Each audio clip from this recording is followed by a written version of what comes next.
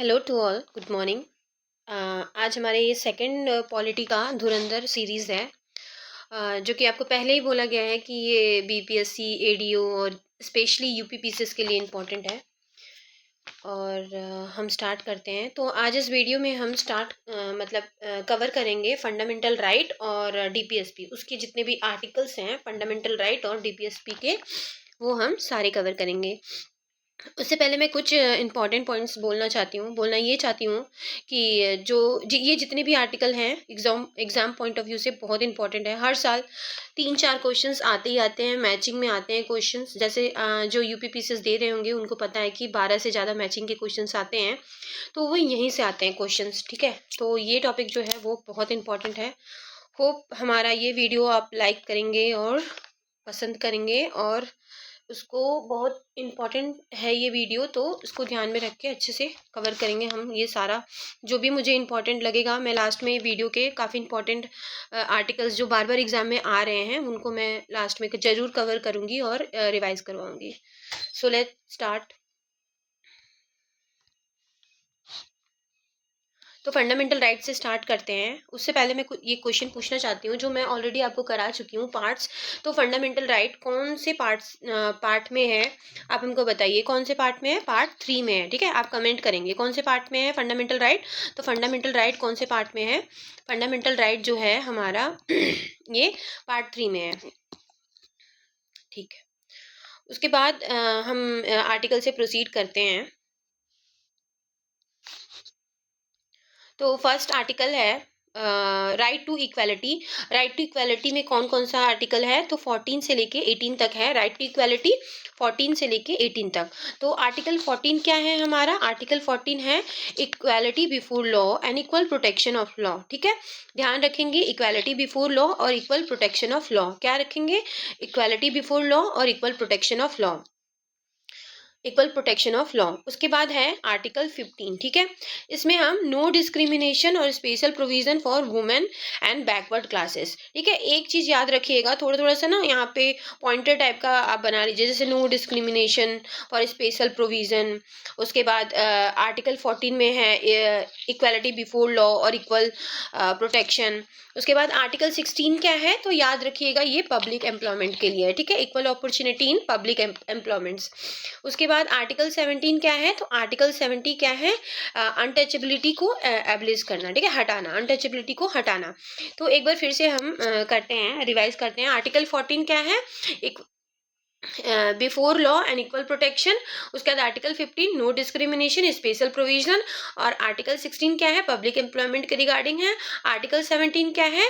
Untouchability को एबलिश करना, ठीक है, अनटचेबिलिटी को हटाना। तो हम उसके बाद प्रोसीड करते हैं इक्वालिटी, राइट टू इक्वालिटी में। ये लास्ट आर्टिकल है हमारा आर्टिकल 18।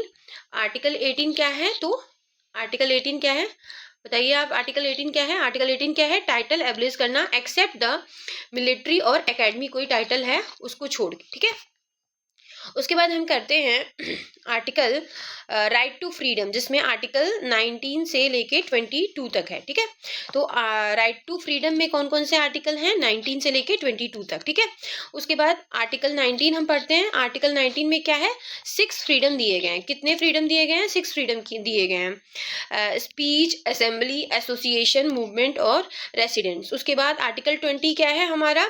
तो protection against x post facto law, double professional jury और सेल्फ इंक्रीमिनेशन। आर्टिकल 21 जो कि बहुत इंपॉर्टेंट है। आर्टिकल 21 क्या है? Life and personal liberty including privacy, dignity और लाइवलीहुड। आर्टिकल 21A, ठीक है। अभी हमने आर्टिकल 21 पढ़ा था जिसमें लाइफ एंड पर्सनल लिबर्टी थी, बट ये आर्टिकल 21A में क्या है? Free and compulsory education. कितने ए से कितने तक? तो 6 से 14। फ्री एंड कंपलसरी एजुकेशन 6 से 14, ठीक है। 6 से 14 साल के एज तक फ्री एंड कंपलसरी एक एजुकेशन देना चिल्ड्रंस को। वो आर्टिकल कौन सा है, तो आर्टिकल 21A, ठीक है, ध्यान दीजिएगा 21A। उसके बाद आर्टिकल 22 क्या है, तो safe guard against the arbitrary arrest and detention, ठीक है, आर्टिकल 22 है। उसके बाद हम प्रोसीड करते हैं हम right against exploitation. Right against exploitation में आर्टिकल कहाँ से कहाँ तक है, तो 23 और 24 है, 2 आर्टिकल है, ठीक है। राइट अगेंस्ट एक्सप्लॉयटेशन में कितने आर्टिकल हैं, 2 आर्टिकल हैं, 23 और 24। आर्टिकल 23 क्या है, तो प्रोहिबिट करता है human trafficking and force labour, ठीक है, फोर्सफुली हमारा जो फोर्सफुली काम करवाना और ह्यूमन ट्रैफिकिंग को क्या करता है, प्रोहिबिट करता है, ठीक है, आर्टिकल 23। उसके बाद आर्टिकल 24 क्या है हमारा, तो no child before the 14 in hazardous work, ठीक है, 14 साल के नीचे जो भी चिल्ड्रन रहेंगे वो फैक्ट्री हजारियस वर्क में काम नहीं करेंगे, चाइल्ड लेबर के रिगार्डिंग है ये। तो उसके बाद हम प्रोसीड कर रहे हैं right to freedom of religious. Right to freedom of religious में कौन कौन से आर्टिकल है, तो 25 से लेके 28 कौन कौन से आर्टिकल है, 25 है, कौन कौन सा, 25 है, 26 है, 27 है और 27 है और 28 है, ठीक है। तो 25 आर्टिकल क्या है, right of conscience and religious. Article 26 क्या है, मैनेज रिलीजियस अफेयर, ठीक है, रिलीजियस अफेयर को मैनेज करना। 27 क्या है, no tax for promotion of religious, ठीक है, रिलीजियस को प्रमोट करने के लिए कोई tax, no tax for promotion of religious. Article 28 क्या है, no religious instructions in the state institution, ठीक है। उसके बाद हम प्रोसीड करेंगे कल्चरल एंड एजुकेशनल राइट, बहुत इंपॉर्टेंट है कल्चरल और एजुकेशन राइट में। तो आर्टिकल कौन कौन से आर्टिकल है कल्चरल और एंड एजुकेशनल राइट में, तो आर्टिकल 29 है और 13 है, ठीक है। तो 29 आर्टिकल क्या है हमारा, protection of language and script and culture, ठीक है, प्रोटेक्ट करना लैंग्वेज और स्क्रिप्ट और कल्चर को। और वेरी इंपॉर्टेंट आर्टिकल 13, तो आर्टिकल 30 क्या है, तो minority can establish and administer institution, ठीक है, माइनॉरिटी जो है वो स्टैब्लिश कर सकता है एंड एडमिनिस्टर कर सकता है इंस्टीट्यूशन को, ठीक है। उसके बाद है हमारा राइट टू कॉन्स्टिट्यूशनल रेमेडीज, ठीक है। तो आर्टिकल 32 क्या है, राइट टू कॉन्स्टिट्यूशनल रेमेडीज, कितनी बार ये क्वेश्चन आ चुका है, राइट टू कॉन्स्टिट्यूशनल रेमेडीज का आर्टिकल क्या है, तो 32।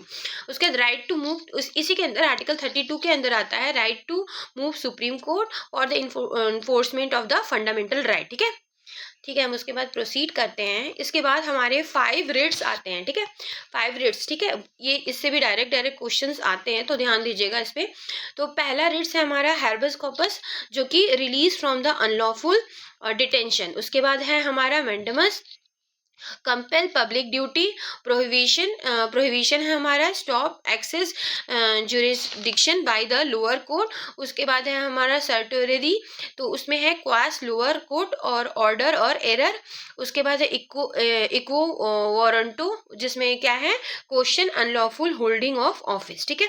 उसके बाद हम प्रोसीड कर रहे हैं, एक बहुत इंपॉर्टेंट कोटेशन है, ये हम मेंस में भी कोट कर सकते हैं कि जो अम्बेडकर जी हैं, अम्बेडकर जी जो थे, उन्होंने बोला हुआ है, कोट किया हुआ है कि heart and soul of the constitution, जो हमारा आर्टिकल 32 है ना हमारा, वो क्या है, heart and soul of the constitution, ठीक है। इसको हम एज अ कोटेशन भी लिख सकते हैं। और कितनी बार heart and soul of the constitution ये किसने बोला है, तो ये किसने बोला है, तो ये डॉक्टर भीमराव अंबेडकर जी ने बोला है, ठीक है। उसके बाद हम प्रोसीड करेंगे directive principle of state policy, DPSP. तो उससे पहले एक क्वेश्चन मैं आपसे ये पूछ रही हूँ जो हमारे रिवीजन के तौर पे होगा कि डीपीएसपी कौन से पार्ट से लिया गया है, ठीक है, डीपीएसपी कौन से पार्ट से लिया गया है। तो डीपीएसपी जो है वो पार्ट 4 में है और उसका आर्टिकल जो है वो 36 से 51 है, ठीक है, पार्ट 4 और आर्टिकल क्या है 36 से 51।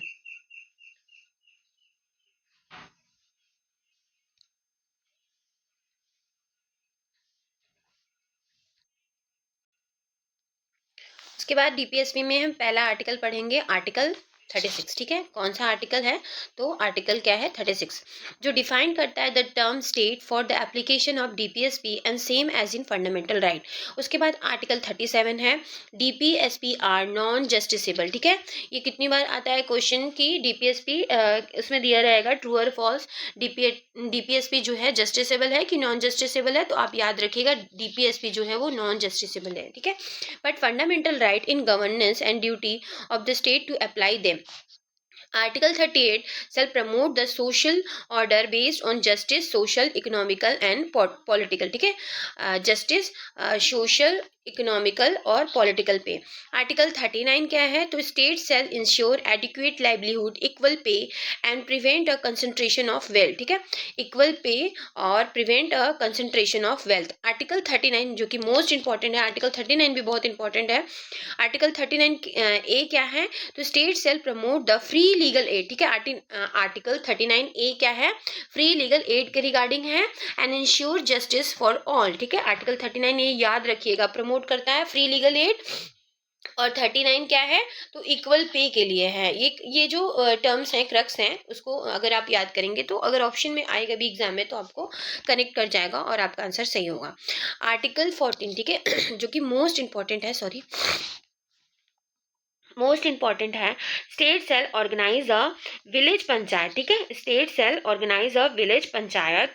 क्या है आर्टिकल 14? तो state shall organise a village panchayat and give them a power of self government. ठीक है, give them power of self government. Article 14 most important है, मैंने बार बार बोला, यहाँ से क्वेश्चन आता ही आता है. आर्टिकल 39 भी आ चुका है काफ़ी बार, 39 भी आ चुका है, 39 ए भी आ चुका है. उसके बाद हम प्रोसीड करते हैं आर्टिकल 41. आर्टिकल 41 क्या है हमारा? State shall provide right to work, education and public assistance in case of need. Article 42 क्या है हमारा?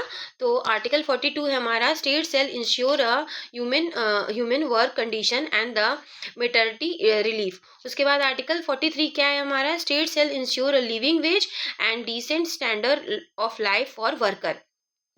आर्टिकल 43 ए मोस्ट इंपॉर्टेंट है. State shall ensure the workers participation in management of industry.